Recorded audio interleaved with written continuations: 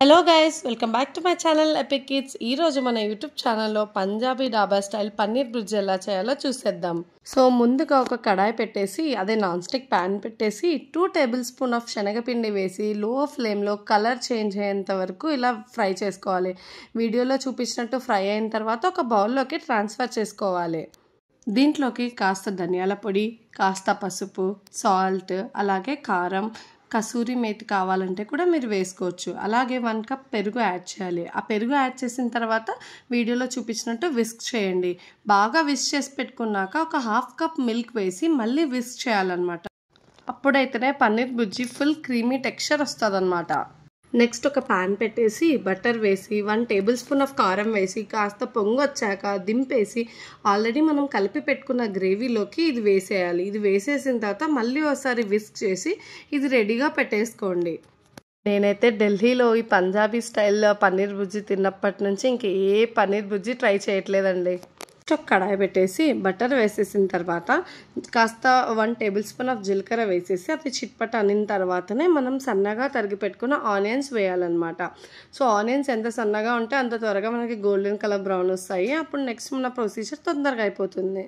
So వీడియోలో చూపించినట్టు golden colour brown అయిన తర్వాత మాత్రమే మనం టమాటో కూడా కట్ చేసుకొని వేసేయాలన్నమాట. టొమాటోస్ కూడా ఎంత సన్నగా తరిగి పెట్టుకుంటే అంత మంచిదన్నమాట. సో మీరు కావాలంటే ఇలా లిడ్ మూవ్ చేసి బాయిల్ చేయొచ్చు. బాయిల్ చేస్తే టమాటో స్మాష్ అయ్యేంత వరకు బాయిల్ చేయాలన్నమాట. టమాటో స్మాష్ అయ్యిందని తెలిసిన తర్వాత మాత్రమే మనం ఇందాక కలిపి పెట్టుకున్న గ్రేవీ మొత్తం దీంట్లో వేయాలి. సో ఈ గ్రేవీ వేసే కొద్దీ టొమాటో అనేది చాలా పీల్చేస్తుంది ఆ గ్రేవీని. సో మనం ఏం చేస్తామంటే కొంచెం వాటర్ యాడ్ చేయాలన్నమాట. ఆల్మోస్ట్ ఒక 3 to 4 మినిట్స్ అది బాయిల్ అవ్వనివ్వాలి లో ఫ్లేమ్లో. ఆ తర్వాత కొన్ని వాటర్ వేసేసి మళ్ళీ కలిపి మళ్ళీ ఒక 3 to 4 మినిట్స్ అది మగ్గాలన్నమాట. అప్పుడైతేనే మనకు టొమాటో స్మెల్ కానీ ఏ స్మెల్ అనేది రాదు. ఆ తర్వాత మనం సాల్ట్ యాడ్ చేసుకోవాలి. సో కర్రీకి తగినంత సాల్ట్ యాడ్ చేసుకొని మళ్ళీ కొన్ని వాటర్ వేసేసి కలిపేసేయండి.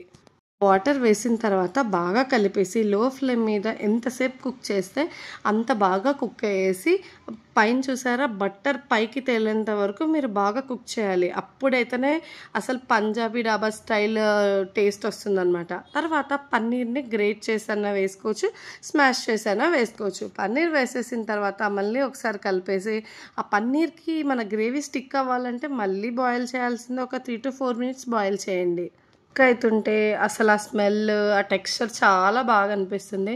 అస్సలైన డాబా స్టైల్ పన్నీర్ బుర్జీ వస్తుంది ఇలా చేసుకుంటే. సో ప్యాన్కి ఇలా అంటుకోకుండా ఉంటే మన కర్రీ పర్ఫెక్ట్గా వచ్చేసినట్టండి. చూసారుగా ఎంత సింపుల్గా చేసేసానో. మీరు కూడా ఒకసారి ట్రై చేసి ఎలా ఉందో కమెంట్ చేయండి. వీడియో మీకు నచ్చితే please do like, share and subscribe to my channel guys. Thank you.